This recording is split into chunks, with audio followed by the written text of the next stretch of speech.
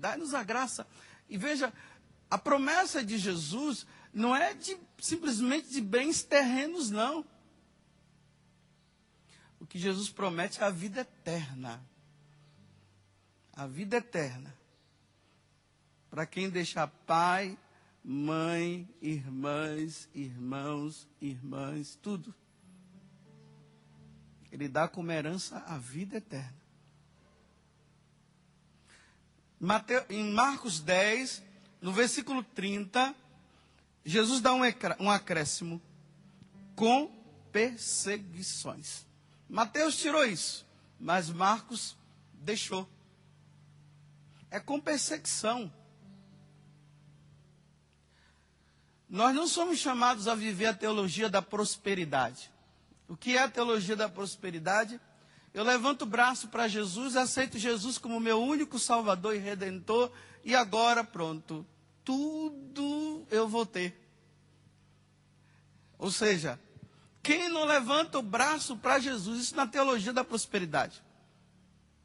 Quem não levantar o braço para Jesus, perseguição, maldição, sofrimento, não vai ter nada. Levantou o braço para Jesus, carro novo, casa, o salário aumentou.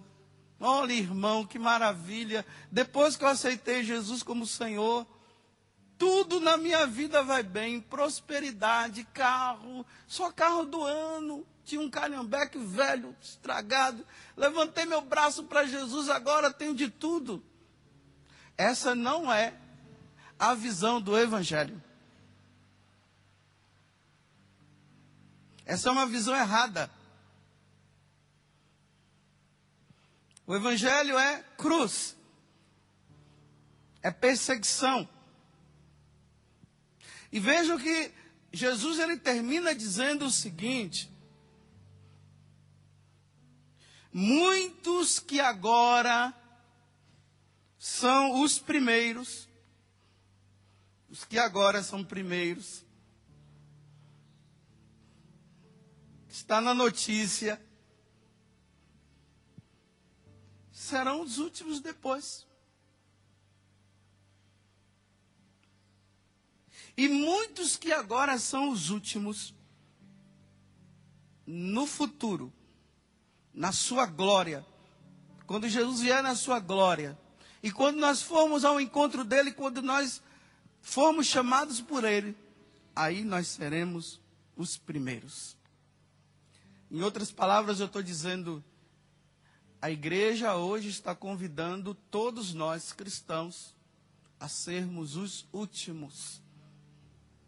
A igreja não está pedindo para nós sermos os primeiros. Nós precisamos entender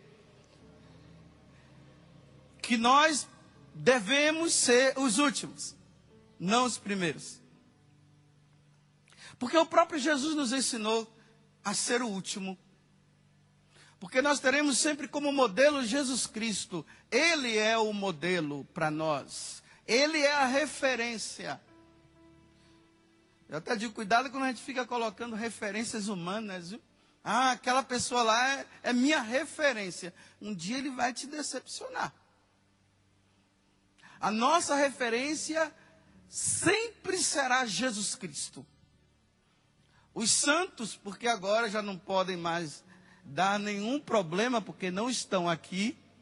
Então os santos, eles passam a ser nossa referência, porque eles já estão na eternidade diante da glória de Deus. Então eles não vão dar prejuízo mais não. Mas aqui na terra, cuidado com essas referências. Ah, aquele dali é minha referência. Aí quando cai, se decepciona, abandona a igreja, abandona Jesus, porque a minha referência caiu. Que novidade! Eu ficaria escandalizado se nunca caísse. Aí eu ficaria escandalizado. A nossa referência é Jesus. Veja, o profeta Isaías, há 700 anos antes de Jesus vir, ele dizia o seguinte, Isaías 53, deixa eu encontrar aqui.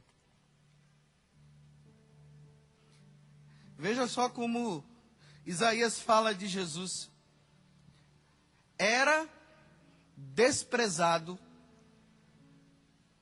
era a escória da humanidade. Ou seja, traduzindo em outras Bíblias, vai dizer, ele era o mais indigno entre os homens, o último. Era escória. Desprezado. Você sabe que aqueles que são desprezados, são colocados de lado, eles são os últimos, eles não estão na fama. Eles são os últimos. Aí, nós vamos olhando, né? Por exemplo, o profeta Jeremias, que estava sempre apontando para o povo de Israel, e dizendo para o povo de Israel, mudem, vocês estão errados, vocês não estão indo mais do templo, vocês estão fazendo do templo uma bagunça, vocês precisam voltar para o lugar certo. E o povo não queria entender, não. Tanto que falavam assim que eles não gostavam muito de Jeremias, porque dizia que Jeremias só profetizava catástrofe. Eles queriam aqueles que profetizavam só coisas boas. Aquelas coisas boas que não mudam o coração de ninguém. Que as pessoas continuam na mesma. E que dizem ser de Jesus Cristo, mas continuam na mesma.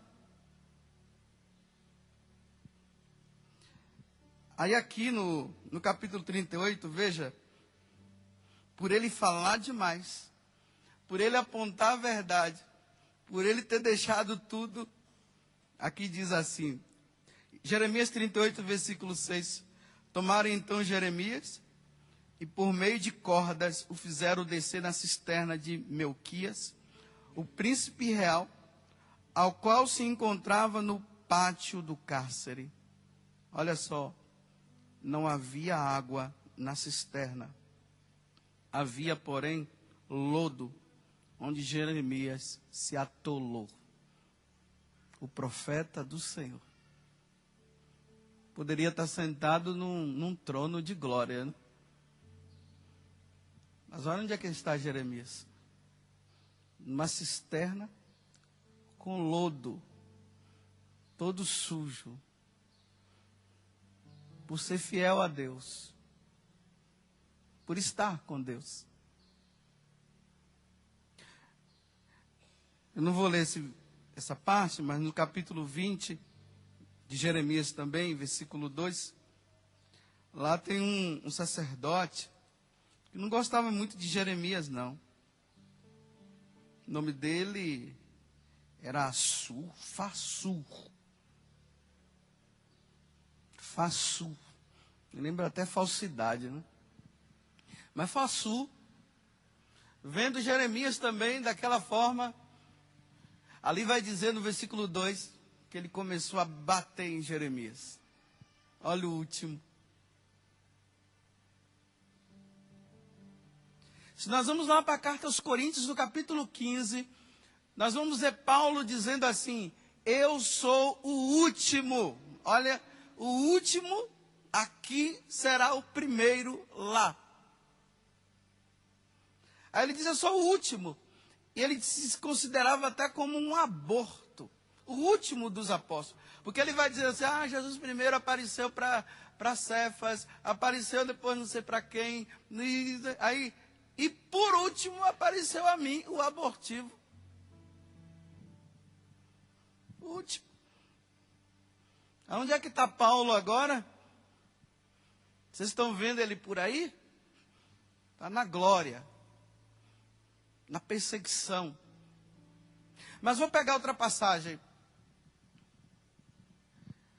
Da primeira carta aos Coríntios também, capítulo 4, versículo 9. Eu estou só pegando essas passagens para nós não nos iludirmos nesse mundo, achando que seguir Jesus significa ter facilidades nesse mundo. Aí quando vem a perseguição, quando vem o sofrimento, aí desanima. Eu encontro tantos cristãos desanimados por aí. Mas por quê? É muita perseguição. Parece que quanto mais eu rezo, as sobrações estão aparecendo. E a impressão que dá é que aqueles que não rezam estão numa boa. Aí tem gente que está se deixando levar pela tentação e dizendo assim, olha, eu acho que eu vou rezar é menos. Porque se eu rezo menos, ou se eu não rezo, eu vou ficar numa boa. Mas quanto mais eu rezo, problema é isso mesmo. Quanto mais se reza, problema. O próprio Paulo vai dizer para Timóteo, aqueles que querem viver piedosamente serão perseguidos nesse mundo. Os que quiserem viver piedosamente. Se você não quiser viver piedosamente, fique tranquilo, você não vai ter perseguição, você vai ter só aplausos. Mas se você quer viver piedosamente, se você é considerado lá na sua comunidade como aquele que mais reza, já perceberam que aqueles que mais rezam são os perseguidos?